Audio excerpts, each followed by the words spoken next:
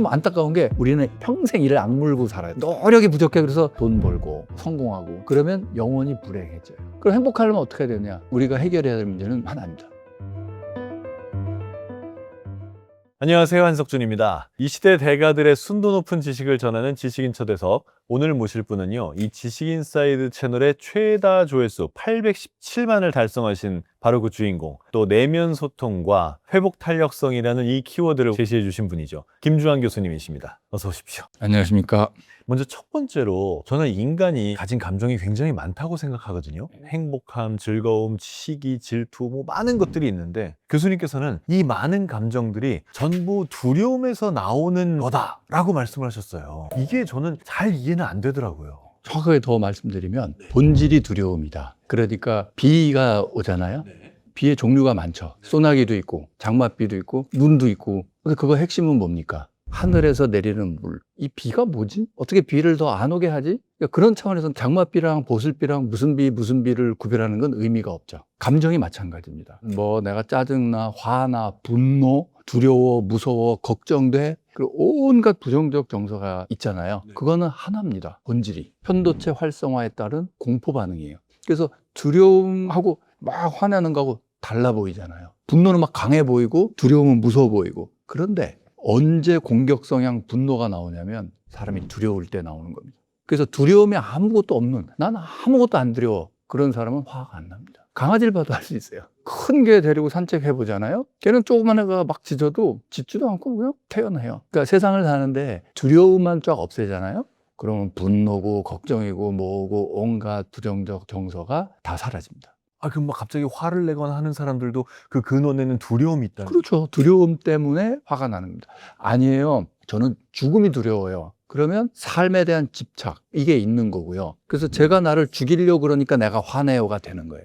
그래서 사람이 마음이 약해질수록, 제가 얘기하는 마음 근력이 약해질수록 짜증이 자꾸 납니다. 나이가 들수록 사람이 자꾸 까칠해지고 짜증이 나는 이유는 마음 근력이 약해져서 그렇습니다. 내가 마음 근력을 잘 유지하냐 기준은 지난해에 비해서 내가 좀 짜증이 덜 나나? 그러면 내 멘탈이 좋아졌구나. 내가 두려운 게 더 이상 없구나. 네, 이렇게 되는 거죠. 그래서 우리가 해결해야 될 문제는 두려움 하나입니다. 그러니까 대체로 부정적인 감정들에 대해서 말씀하시는 거죠? 예. 그럼 긍정적인 감정들은 두려움이랑 관계가 없습니까? 여기서 또 이제 우리가 헷갈리는 게 말로 긍정적 감정, 부정적 감정 이렇게 얘기하면 감정이라는 덩어리가 하나 있는데 그 감정이라는 것 중에 긍정적인 애들도 있고 부정적인 애들도 있나 보다 이렇게 생각하기 쉬워요. 안 그렇습니다. 감정은 부정적 감정만 있는 겁니다. 무슨 얘기냐면 긍정적 감정할 때 감정과 부정적 감정할 때 감정은 다른 본질입니다. 뇌과학적으로 딱 들어가 보면 부정적 정서의 근원은 편도체 활성화로 인해서 몸이 달라지고 달라진 몸에 따른 어떤 움직임 반응, 그 움직임 반응을 뇌가 알아차려서 두려움이다, 화가 난다로 해석하는 거거든요. 예를 들어 멧돼지가 나타 도망가기 시작해. 그게 두려움으로 느껴져요.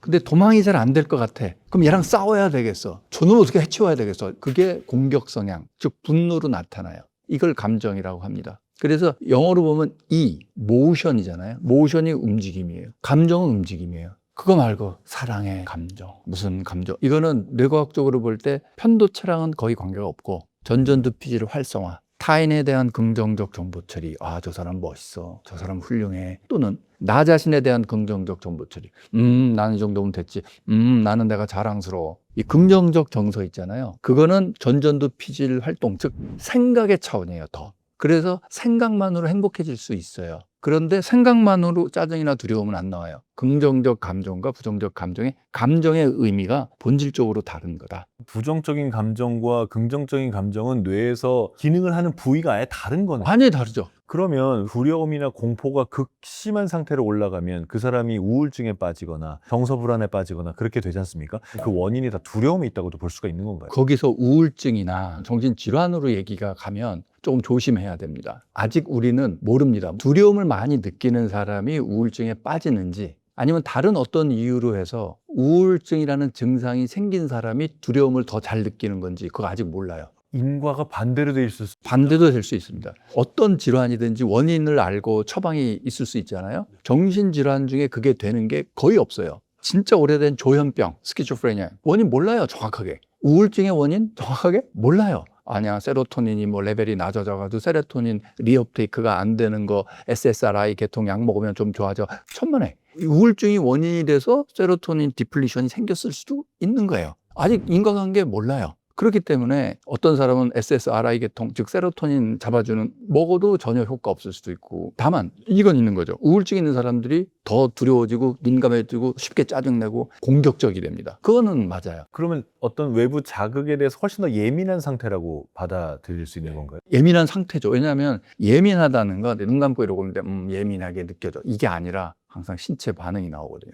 소음이 쿵탕 들렸을 때 나 더 못 참겠어. 그리고 신체 반응이 나옵니다. 쫙 긴장이 올라가면서 저 소음의 원인에 대한 공격 성향이 말하면 없애거나 때려 부수고 싶어 이런 것도 나올 수 있고, 그런 게 우리는 이제 민감하다라고 하는 건데, 편도체가 쉽게 활성화되는 사람이 나는 민감하다라고 느낄 겁니다. 모든 부정적인 감정들의 근원이 두려움이라면 이 활성화된 나의 편도체를 이완시킬 수 있는 방법은 없습니까? 있죠.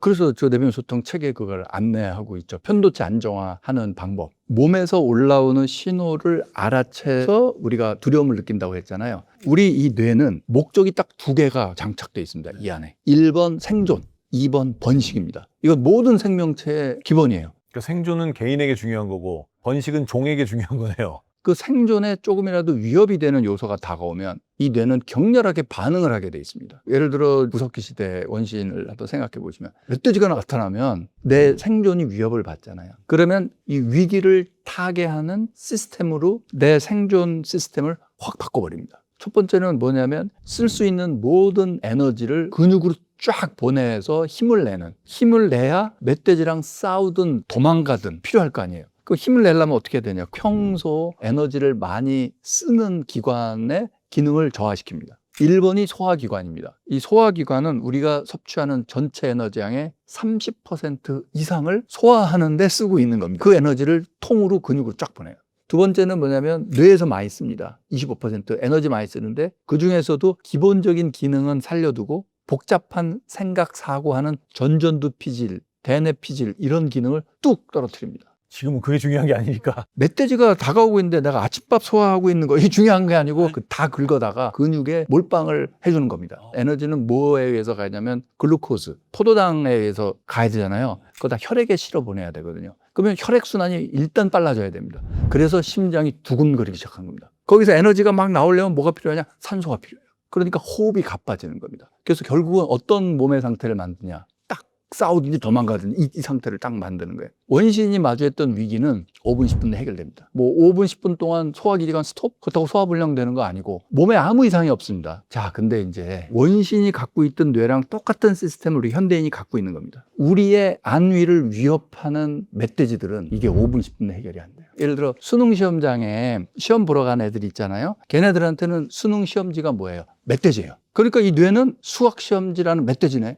근육에 힘을 주는 거예요. 아, 머리를 셧다운을 시키는군요. 땀 차고 심장 두근대요 이러고 막 이렇게 긴장되고 전전두 피질에 영양 공급도 안 되고 근육에만 힘 가요. 그게 시험 불안증이에요. 그래서 시험 불안증 되면 어떻게 해요? 전전두 피질에서 하던 집중력 떨어져요. 문제 해결력 떨어져요. 시험 망치는 거예요. 그래서 약 3분의 1 정도의 수험생들이 시험 불안증으로 시험을 망칩니다. 그래서 억울해서 얘네들은 다시 재수하는데 노력이 부족해. 그래서 또 가서 부들부들 떨잖아요. 그래서 패턴을 바꿔야 됩니다. 그러니까 그러면 우리가 의도적으로 편도체를 안정화시키는 방법이 있겠느냐. 근데 이제 문제가 이게 있는 겁니다. 왜냐하면 편도체라는 거는 대뇌 피질이 있고 변연계가 있고 뇌관 1층, 2층, 3층 구조라고 볼 때 1층, 2층은 무의식 영역이에요. 좀 더 정확하게 말하면 우리의 의도가 닿지 않아요. 근데 지금 편도체가 빡 올라와가지고 쫙 몸에 반응이 오는데 편도체 안정화 아무리 외쳐봐야 안 돼요.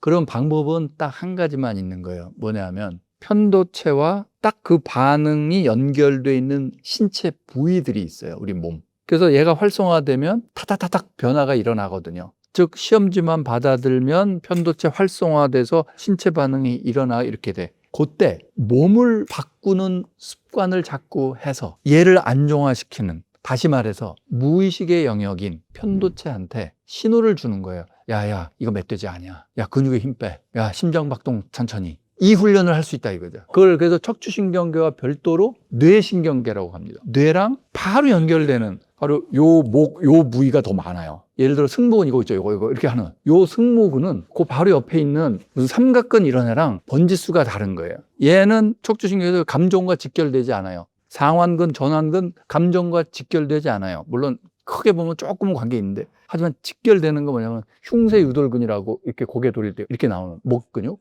그 다음에 여기 어깨 드는 승모근, 얘네들은 감정과 직결돼요. 그 다음에 얼굴 근육 있죠. 우리가 화나면 이렇게 찌그러지잖아요. 그 깨무는 거, 이 악무는 거, 그것도 감정과 직결돼요. 그래서 인상 빡 쓰고 이 악물고 이거 이렇게 어깨 올리죠? 그럼 편도체 활성화돼요.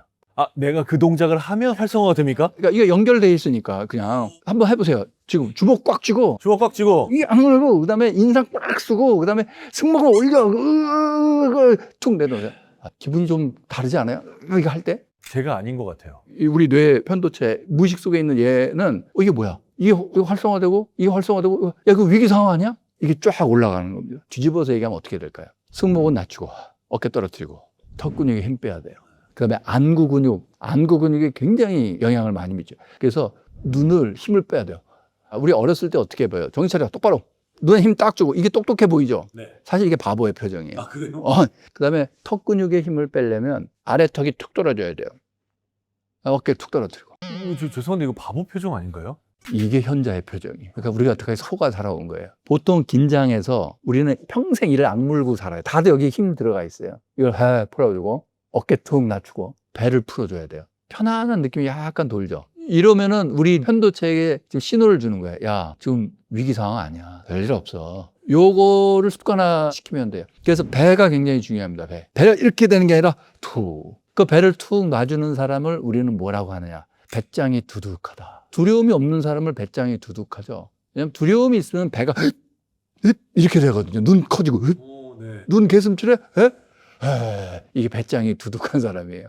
저는 시험 불안증 걸린 애들한테 이걸 가르쳐야 된다고 생각해요. 또 실수했냐? 노력이 부족해서 그래. 그게 아니라 너 배 풀어주고 턱에 힘 빼고 야, 눈도 좀 풀어봐. 요 상태로 수학시험 풀어봐. 자꾸 훈련시켜줘야 되는 거죠. 교수님께서 올림픽에서 양궁 선수들 지도를 하셨다고 들었는데 그때 내용도 그럼 이런 내용입니까? 네. 사람이 실전에서 잘 발휘하려면, 학생으로 치자면 수능 잘 보려면, 선수로 치자면 실전에서 실력을 발휘하려면 두 가지가 필요합니다. 평소 노력을 많이 해서 실력을 키울 것. 또 한 덩어리는 뭐냐면 실전에 강할 것. 진짜 실전에서 편도체 활성화되지 않고 전전두 피질만 써서 집중해서 할 것. 요 두 가지거든요. 양궁 선수들 7월 말에 경기 있다고 그래서 4월부터 7월 초까지 석 달에 걸쳐서 진천에 있는 선수원에 가서 이제 했는데 그 선수들은 명상도 하고 긴장하지 않는 훈련은 했어요. 뭐가 빠져 있냐면 시험 잘 보는 능력, 즉 집중력, 전전두 피질을 활성화시키는 능력이 필요하거든요. 지금까지는 편도체가 지나치게 활성화된 걸 낮추는 얘기를 하셨는데 이제 전전두 피질의 기능을 올리는 얘기를 하시는 겁니까? 그렇죠. 다행히도 그 두 영역이 시소처럼 딱 연결돼 있어요. 그래서 편도체가 활성화되면 전전두 피질이 툭 떨어져요. 그래서 편도체 안정화시키는 노력과 얘를 끌어올리는 노력은 조금 달라요. 전전두 피질을 올리는 거, 그게 전전두 피질이 언제 활성화되는지를 이해해야 돼요. 언제 활성화되냐면 나와 타인에 대한 긍정적 정보 처리입니다. 그래서 나의 강점을 생각하거나 앞에 있는 타인을 존중하거나 자타 긍정이라고 하는데 그걸 쭉 정리하면 6가지가 나옵니다. 용서, 막 복수심에 이글이글 불탄다. 그럼 망하는 거예요. 내가 이번 시험 잘 봐서 날 무시한 놈들 다 눌러주겠어! 그거 안 돼요. 참 안타까운 게 복수심이 영향을 가져온다라는 만화가 너무 많거든요. 복수심에 불타면요, 뇌과학적으로 집중력 발휘 문제 해결이 안 돼요. 이거를 올리려면 용서를 해야 돼요. 연민, 보살펴 주는 거. 그 다음에 사랑. 요건 로맨틱 러브, 연애 사랑이 아니에요. 상대방에 대한 건강과 행복을 바라는 마음이에요. 그 다음에 수용, 받아들이고 모든 거에 다 만족할 수 있고, 감사. 어떤 일이 나한테 벌어졌을 때 그걸 긍정적으로 받아들이고 이게 당신에게서부터 왔습니다 하는. 그 다음에 존중입니다. 자, 그러면 용서, 연민, 사랑, 수용, 감사, 존중의 대부분은 자기 용서부터 시작해야 돼요. 아, 용서가 자기 용서도 있겠군요. 내가 나를 용서하지 못하는 사람이 멘탈이 무너져요. 그리고 우울증 걸리고 뭐 불안장애 걸리고 공황장애 걸리는 사람 중에 대부분이 자기 부정적인 태도가 많아요. 내가 나를 용서하지 못해요. 그거 아픈 거예요. 아파져요. 자기 용서 먼저, 그다음에 타인 용서. 연민이라고 그랬잖아요. 자기 연민. 내가 나를 먼저 보살피고 타인. 자기 사랑, 타인. 수용. 내가 내 모습을 있는 그대로 받아들이고 타인 수용. 감사는 그 자체가 자기 긍정, 타인 긍정. 존중도 자기 존중, 그다음에 타인 존중이에요. 자기 존중한다 그러면 내가 나를 존중하니까 남을 깎아내린다라고 오해하는데 우리 뇌는 내 자신과 타인에 대한 정보 처리를 거의 비슷한 네트워크에서 해요. 그래서 자기 존중 훈련을 하잖아요. 놀랍게도 타인에 대한 존중심이 막 같이 올라가요. 거꾸로 타인을 무시하는 사람 살다 보셨을 거예요. 다 무시하는 사람들의 특징은 뭐냐면 속으로 자기 비하가 세요. 내가 나를 무시하고 있어요. 자기 존중, 타인 존중 같이 가요. 이거를 하면 어떻게 될까요? 이걸 하면은 전전두피질이 쫙 올라가요. 그러면 시험 보러 가서 아, 오늘 이 수능 시험을 보러 온 나를 존중하며 세상에 감사하고 이런 생각을 하는 그렇죠. 겁니까? 평소 쭉 해나가면 전전두피질이 쉽게 활성화되는 쫙 이 상태를 유지하는 거죠. 예를 들어 시험 보러 가면서도 아유 나는 그냥 건강하게 이렇게 시험 볼 수 있고 내 계획대로 1년 동안 내가 공부를 해왔고 뿌듯함을 느끼고 자기 긍정, 타인 긍정을 계속 하는 거죠. 그렇게 했을 때 그동안 공부한 거에 최고의 결과를 낼 수 있다 이건가요? 근데 잘 안 믿어지죠, 이렇게 얘기하면. 아니, 안 믿어진다기보다는요, 승모근 내리고 입 벌리고 눈 풀고 이것보다는 어려운 거. 어려운 거죠. 그러니까 뭐냐면, 야, 수학 시험지를 잘 보려면 수학 문제 푸는 법을 알아야 되는 거지. 무슨 그게 되겠어라고 되잖아요. 그래서 이게 안 믿을 거라는 걸 알아서 제가 어떻게 했냐. 입증을 해야겠다. 그래서 2014년도입니다. EBS 다큐멘터리 팀하고 가서 초등학교 교실에 들어가서 수학 시험지를 보는데 똑같은 반 애들을 랜덤하게 둘로 딱 나눠가지고 한 애들 이쪽 가고 지난 일주일 동안 기분 나빴던 일 적어봐. 이런 걸 하는 겁니다. 짜증났던 일 회상하니까 편도체 활성화시키죠. 그리고 수학 시험 보고 얘네들은 기분 좋았던 일 적어봐. 왜 좋았는지. 성적 차가 확 이렇게 났어요. 다들 놀랐어요. 아니 진짜 똑같은 애들인데 단지 뭘 적어봐로 확 달라진다고요? 이 방송을 듣는 분들 못 믿겠으면 해보세요. 어떻게 하냐면 수학 시험을 본다고 쳐봐요. 그 수학 시험이 왜 더 효과적이냐면 암기 과목 같은 거는 편도체 뭐 이거 전두두피 활성화에 영향을 좀 덜 받아요. 암기 과목 아는 거 쓰면 되니까. 그런데 수학 시험은 안 그래요. 집중력 발휘해서 문제를 풀어야 되잖아요. 수학은 이 감정에 제일 영향을 많이 받는 게 수학이에요. 예를 들어 시험을 못 보게 하는 법이 있어요. 딱 한마디만 던지면 돼요. 오늘 수학 시험 본다고?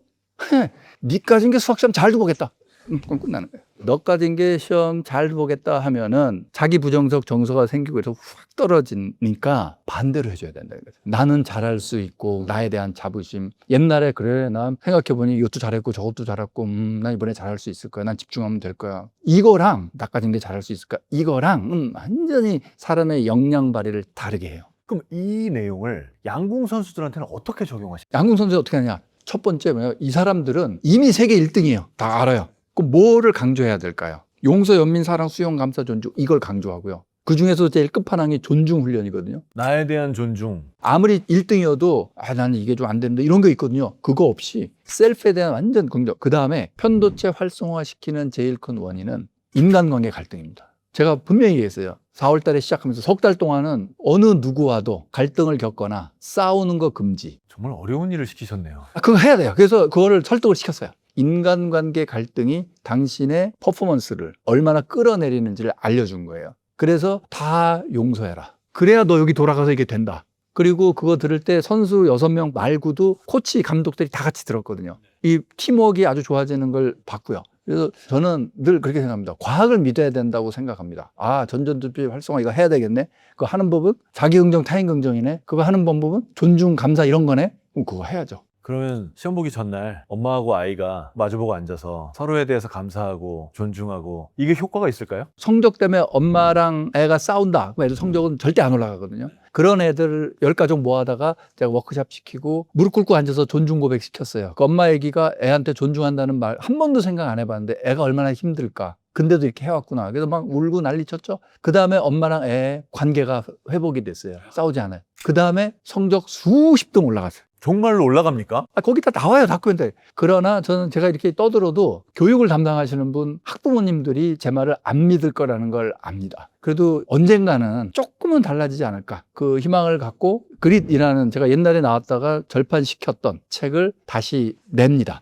그럼 평상시에 이 마음 근력을 좀 키우기 위한 방법은 뭐가 있습니까? 마음 근력이라는 용어를 왜 쓰냐면요. 네. 학자들이 마치 근육과도 같다. 훈련하면 달라진다. 똑같은 상황, 똑같은 자극이 왔을 때 이 정도 편도체가 활성화되던 사람이 더 이상 편도체가 활성화되지도 않고 더 이상 두려움도 느끼지 않아 라고 변할 수 있는 거, 그게 2달 내지 석 달 노력을 하면 근육 자라듯이 마음도 이게 자랄 수 있다. 그래서 마음 근력이라고 한 거고요. 뇌과학적으로 좀 더 자세히 말씀드리면 그걸 신경가소성이라고 합니다. 뉴런들이 연결이 돼 있어서 어디 자극이 오면 자동으로 그다음 이게 말하자면 습관이 된 거거든요. 패턴이 딱 된 거죠. 그래서 그걸 바꾸려면 신경가소성을 이용해서 어떤 훈련을 해주면 되는 거죠. 훈련의 방향은 크게 2가지가 있을 수 있습니다. 내가 자꾸 화가 나, 자꾸 불안해. 그러면 편도체 안정화시키는 훈련을 집중적으로 더 하시면 되고요. 아, 나는 자꾸 실수를 해. 집중력이 떨어지는 것 같아. 무슨 일을 하려고 그러면 자꾸 딴 생각이 나.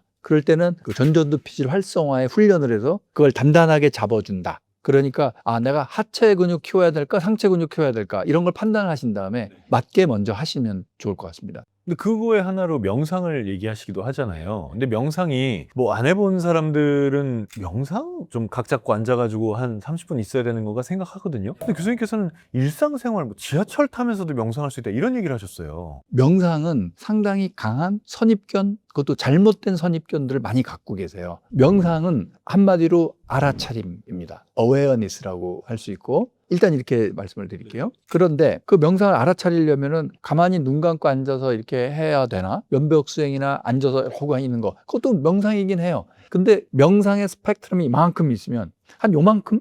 그럼 나머지 이만큼은 뭐냐? 굉장히 많은 명상이 알아차림이기 때문에 움직임과 더 관련이 있습니다. 그런 거죠. 소림사에서 막 무술 이거 그다 명상인 거예요. 아, 그래요? 예. 그리고 그 알아차림을 할 때 예를 들어 이거 집을 거야. 그리고 이거 집 이렇게 하면 손이 가는 거에 대한 알아차림이 없잖아요. 그걸 생각하면서 가진 않죠. 그거를 계속 알아차린다고 생각해 보세요. 내가 손의 위치, 여기서의 내 손이 주는 느낌, 몸이 주는 느낌, 이 손의 움직임이 나한테 어떤 느낌을 주는가를 계속 알아차리고, 그다음에 잡았을 때 이 느낌을 알아차리고, 그러면 뭐가 있냐면 뇌과학적으로 잠깐 또 설명하면 인바운드, 아웃바운드 정보 처리가 촥촥촥 일어나는 거예요. 즉 나는 팔을 뻗어야지라는 명령이 내려가죠. 의도. 그 다음에 얘가 닿네. 느낌이 이렇고 무게가 이러네. 여기 다시 감각으로 올라오죠.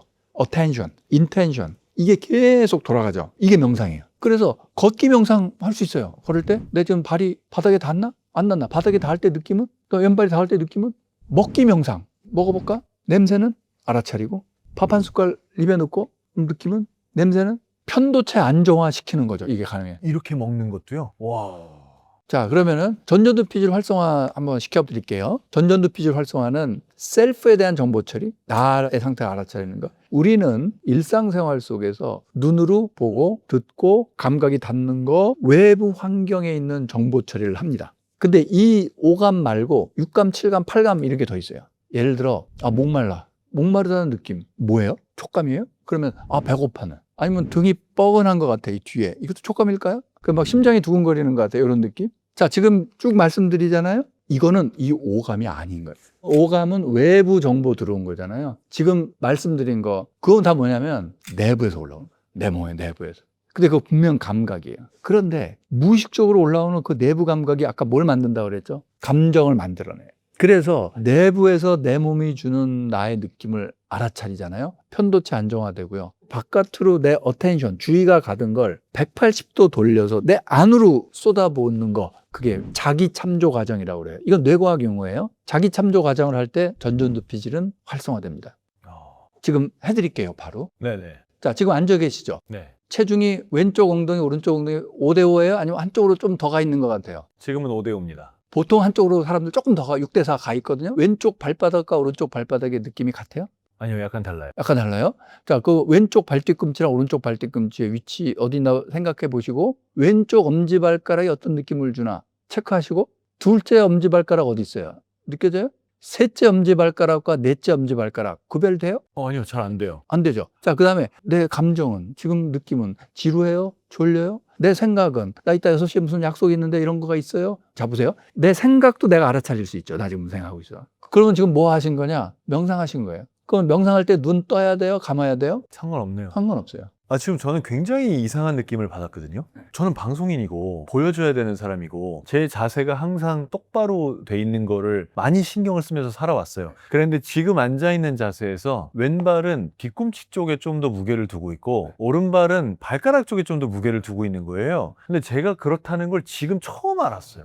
그 밖에도 많아요. 이게 명상인 거예요, 지금. 이게 재밌는 게 뭐냐면 더 밀어붙이고 더 밀어붙이잖아요. 그러면 몸이 우주라는 말이 이해가 돼요. 몸을 explore, 탐험할 수 있게 돼요. 그러면 지금 잠깐 앉아서 하셨잖아요. 이걸 더 체계화한 게 요가예요. 지금 이게 요가인 거예요. 요가하면 뭐 이렇게 막 꺾고 막 그거는 그래도 되고 안 돼도 되는 거예요. 그냥 가만히 앉아서 이렇게 이게 요가예요. 그 다음에 몸에 대한 바디 이미지가 딱 그려져 있거든요. 그러면 이렇게 했을 때 여기 관절 있죠. 요 관절의 안쪽은 어디죠?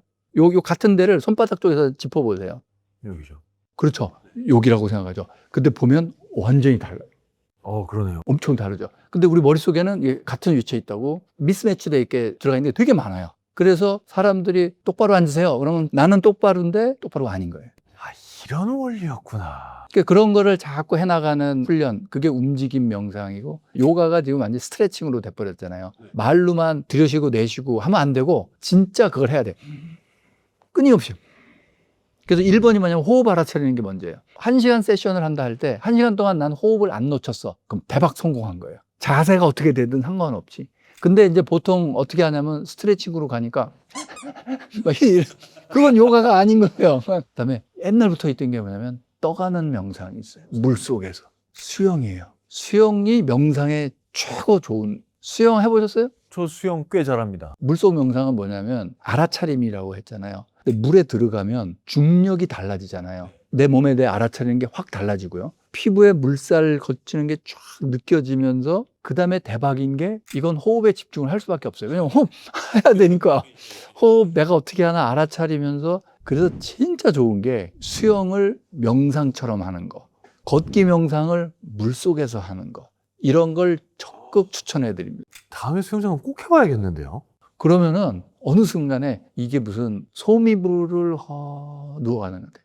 물과 내가 하나가 되는 느낌. 근데 하나도 힘들진 않죠. 근육 완전 힘 빼고 가는 건데. 근데 다음 질문으로 넘어가면요. 이제 교수님께서 잠에 대한 얘기도 하셨어요. 잠을 충분히 자야 된다. 근데 잠을 자려고 하는데 잠이 안 와서 아주 고통스러운 사람들도 많이 있잖아요. 이런 사람들은 어떻게 해야 되나요? 그걸 크게 봐서 수면 장애라고 하잖아요. 입면 장애. 누웠는데 잠이 안 든다. 또는 자꾸 깨는 거. 30분마다 깨고 1시간마다 깨는 거. 그러면 먼저 원래 그랬나? 를 물어봐야 돼요. 그분이 초등학교 다닐 때도 그랬고 중학교 다닐 때도 그렇고, 그럼 뇌 기능에 문제가 있거나 수면 중추에 뭐가 문제가 있어서 그렇게 될 수 있겠죠. 그런 분은 거의 없고, 그 얘기는 뭐냐면 편도체 활성화, 즉 지나친 긴장, 위기 상황에서는 잠은 안 되잖아요. 멧돼지가 이 앞에 와 있는데 잠은 안 되죠. 안 되죠. 이 뇌는 지금 멧돼지가 바로 내 옆에 있다고 판단하는 거예요. 그걸 내 의식으로 생각으로 자야 돼. 또 못 자면 큰일 나. 이제 그러면 큰일 나간 멧돼지가 된다. 또 다른 멧돼지죠. 자야 돼 멧돼지가 생긴 거죠.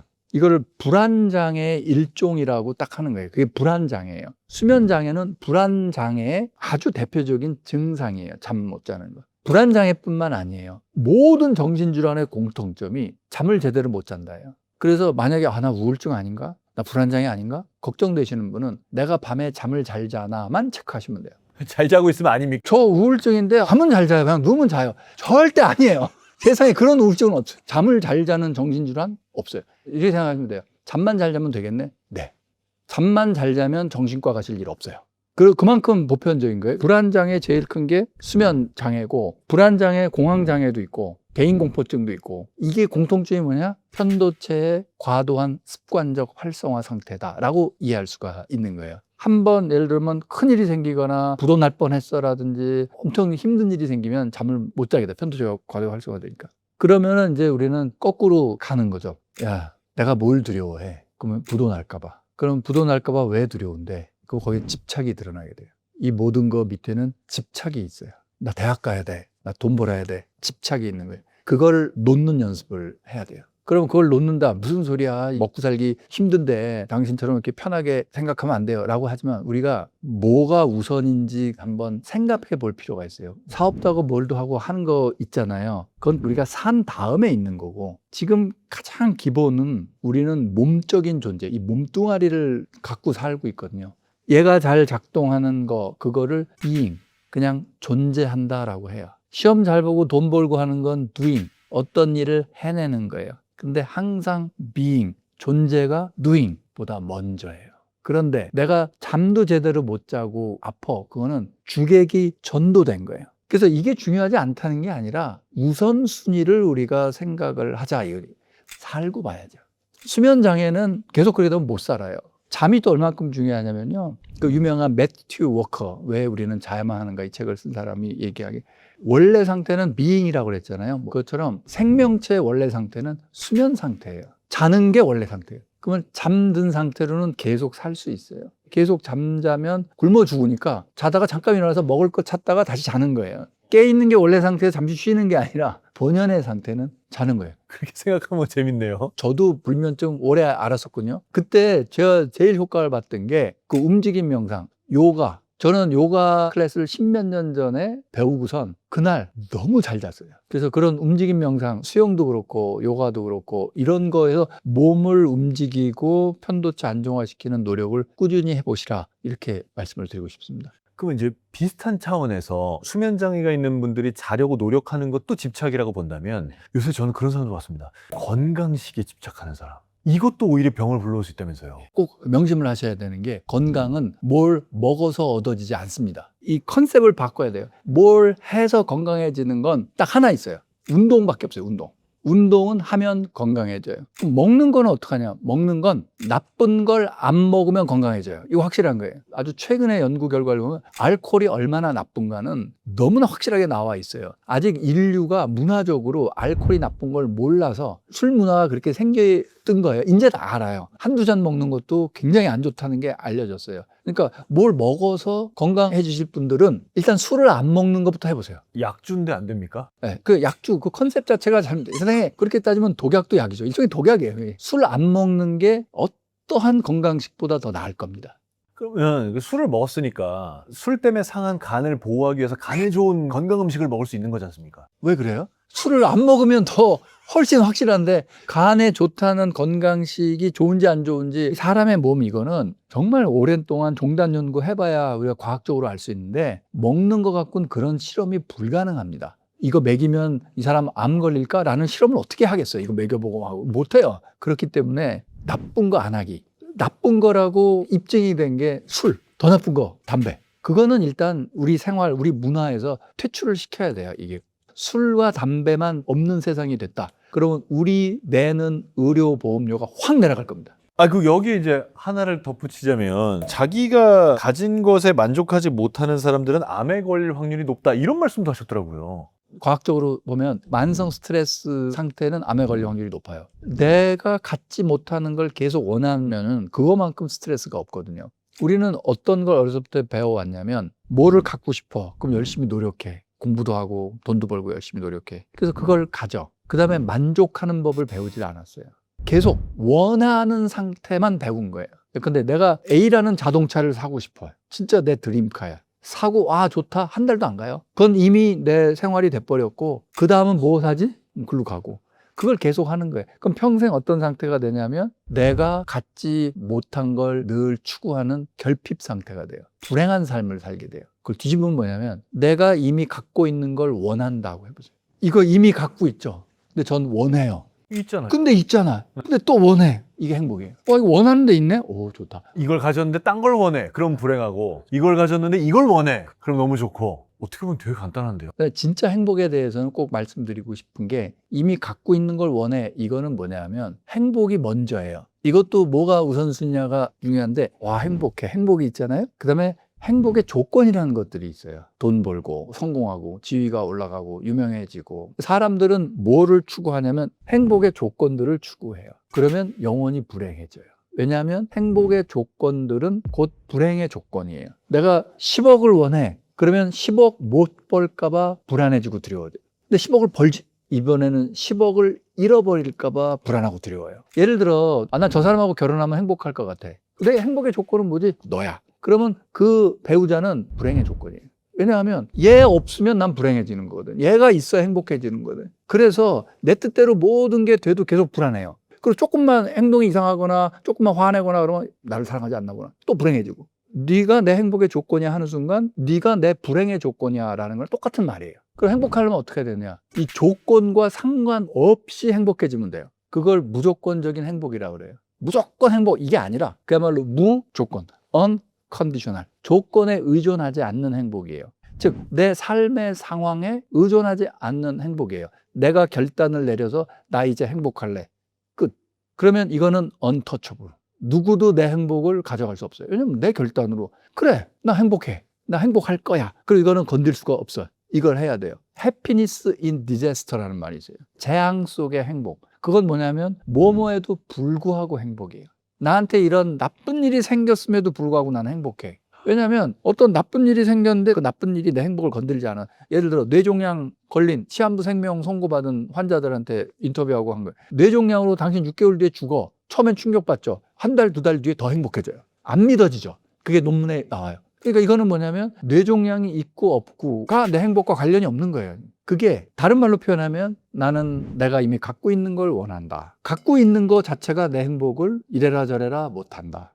교수님 정말 오늘 너무나 많은 말씀해 주셔서 감사하고요. 이게 많은 시청자 여러분들께 도움이 됐을 거라고 생각합니다. 김주환 교수님과의 즐거운 대화는 다음 이 시간에도 계속 이어지겠습니다. 지식인 초대석 시청해 주셔서 감사합니다.